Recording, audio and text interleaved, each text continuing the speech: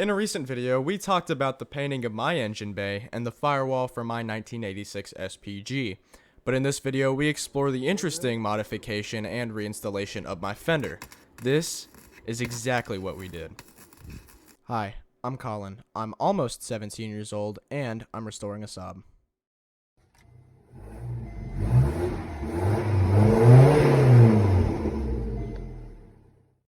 As always, before the beginning of each episode, we go over the last episode's guessing game winner. This time, Mr. Noel Simmons was on the ball and got the first comment, but never miss out on the next opportunity to be the next episode's winner. Now, congratulations to Mr. Noel Simmons, and let's get back to the video. To be able to make modifications to this Fender and to be able to put it on my car, we first have to remove it from its weld points, which attach it to the frame of the car. In my case, these were along the wheel well, and it joined at the door jambs and at the front of the car between the firewall and the fender. To get rid of some of these tacks that were along the door jambs, we used a special spot weld cutter bit on a corded drill while using an angle grinder for the other welds.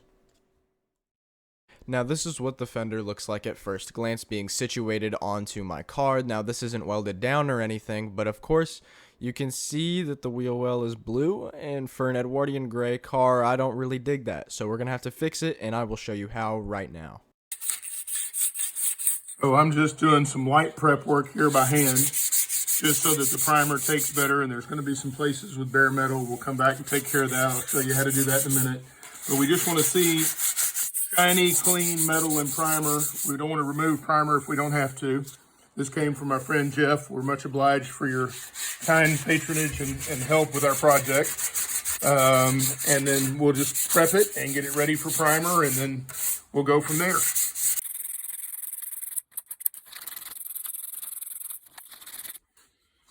So now I'm prepped for paint. I use Sprayway glass cleaner. It works really well. It doesn't affect the paint.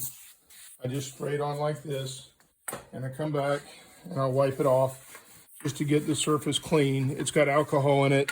Sprays on lightly. It's not heavy. It dries really quickly.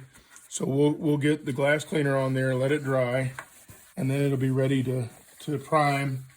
We'll hit it with etching primer first, and I'll talk to you about that in a minute.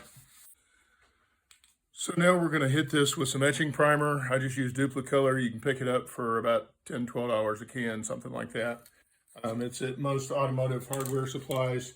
And what this does, we want a very light dusting. It's going to go on and make an acid etching in the metal where the metal is bare. So it really is only for bare metal. So we're just going to lightly dust it on just like this, very lightly. And we'll do that in a couple of coats.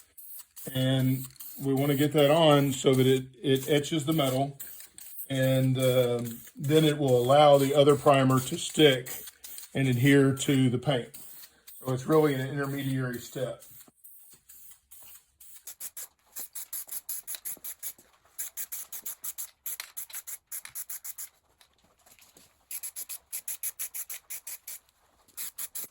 After handling the wheel well, we soon found our biggest issue in the installation of this fender: alignment.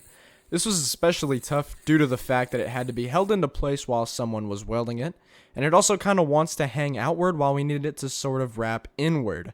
You'll see us correcting this with a hammer and punch soon, and we also used vice grips a lot to help hold it into position whilst welding certain points. Also, a quick note for all the welders out there: we are using a MIG flux core welder throughout the entirety of this project.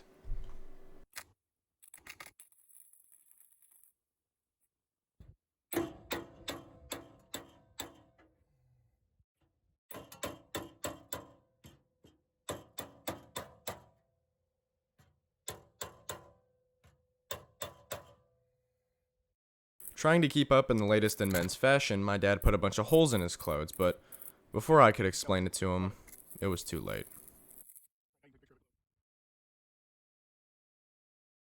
Now here's a picture of my fender after being welded to the wheel well. Now this is not a final product, as there are still welds that need to be tacked on to the outer portion of the fender, but this sets us up perfectly to be able to complete our modifications and be able to have everything still accurately positioned. Now a reminder to everybody new to the channel: I do not want this car to be completely classic. I of course want it to have the classic visuals and the characteristics, but with a taste of modernity. Now, what you're looking at here is a hood gill for air intake placed onto my Fender. Now, I must admit that this idea is not original, as many people have done this modification before, but after attending the SAAB Owners Convention in Sturgis, South Dakota the other year, I was inspired to get a little creative with my car. Of course, in this attempt, we're trying to go from a seamless transition between hood air intake to Fender air intake. We had to measure many times to be able to get the right cut on it, and as my dad always says, measure twice, cut once. Instead, this time we measured at least 5 times. We used a mixture of vices and magnets to be able to hold it up while we tacked it on. Here's an after-the-fact picture of the gill welded to the fender. The green substance you see on the fender is Bondo, which is an automotive body filler. To be able to create a seamless feel once we actually sand the Bondo down and paint it, to never be able to detect any signs of a weld at all, thus giving it sort of a factory feeling. Here is some film of us actually applying the Bondo to the back of the fender gill. Now, I must warn you guys that might use this in the future. As soon as it leaves the tube, you are on a ticking time clock for it to dry out, which is a time constraint we had a common run-in with, given how far we were from the car to the garage compared to the short amount of time it might dry up in. Now, this is actually the end of the Fender reinstallation and modification process, as though we have it welded in completely. We have it positioned how I want it, and now it's time to paint it. So we follow the same processes that I mentioned in the previous painting video, where we used rattle cans on the engine bay and later the spray gun on some of the more obscure locations. And after that process is concluded, I can now positively say that my Fender is a little less boring. That concludes the video, and I hope everybody has a great day whenever you're seeing this, and I will see you next time.